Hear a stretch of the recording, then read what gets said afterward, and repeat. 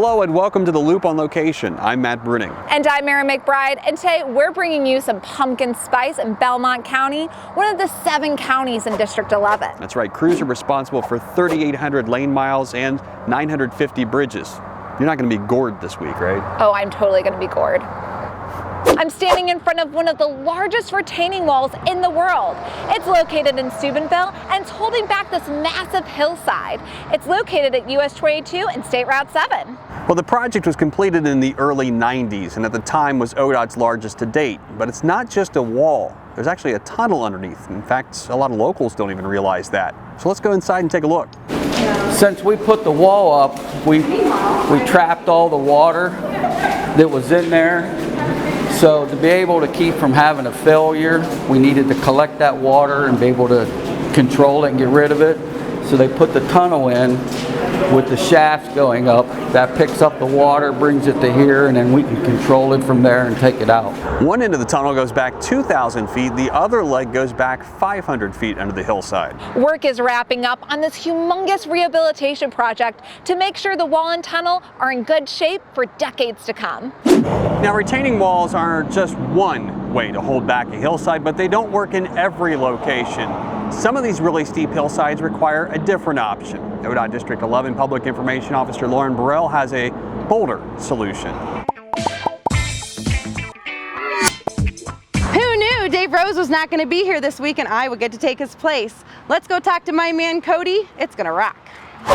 Here we are with my man Cody Knotts, District 11's Geotechnical Engineer, and he's going to tell me a little bit about what's going on behind me. So we're here on State Route 7 in Jefferson County between Mingo Junction and Steubenville.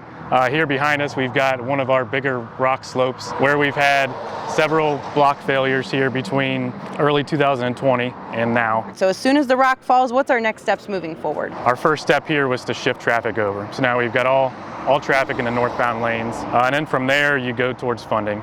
We were able to get some emergency relief funding here for this project, and then we start the normal plan development process. With this one, I believe you used some state-of-the-art technology that hasn't been used before in District 11. What all did you use and how did that work? With your traditional soil borings, you take your cores.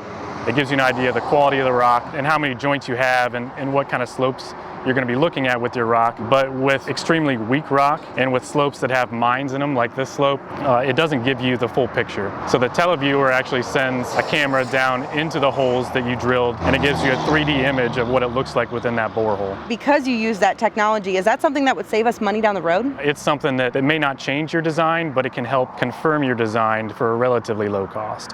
Wow, Cody, that is super interesting, and it's a great example of how we're harnessing technology moving forward here to make things more efficient at ODOT. Who knew? Our people are innovative and inventive, and a great example of that is right here in Carroll County. Highway technician Troy Wells noticed that one of our newer dump trucks had only a thin piece of metal protecting the battery and supply lines, and it could potentially cause more harm than good.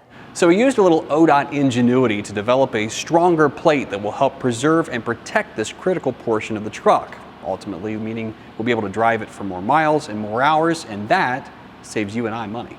Emergency response is something we plan for, but we hope we never have to do. To help with that preparation, crews here have repurposed these older trucks into emergency response vehicles. These trucks are preloaded with cones, signs, whatever they need, so crews can respond in a more efficient time to the scene. Unfortunately, many times those emergency responses are to crashes that happen at intersections. And here in Harrison County, at the intersection of State Route 646 and Toker Road, ODOT crews work to make this intersection a lot safer. So I'm joined by JD, the county manager here in Harrison County. Sort of talk to me about what you guys did here. Essentially, Matt, we came in here with Jefferson County Forces and also our Roadway Services Department.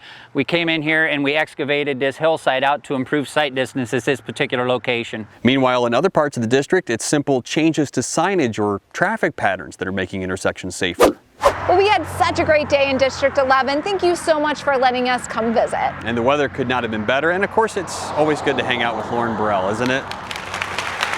I thought she was going to do it. Can we just replace her as the Who Knew every week? Why not? All right. Get more ODOT news online at transportation.ohio.gov. Follow us on social media. We always love your story ideas and feedback to loop@dot.ohio.gov. And now, you're in the loop. And now you're in the loop. Woo!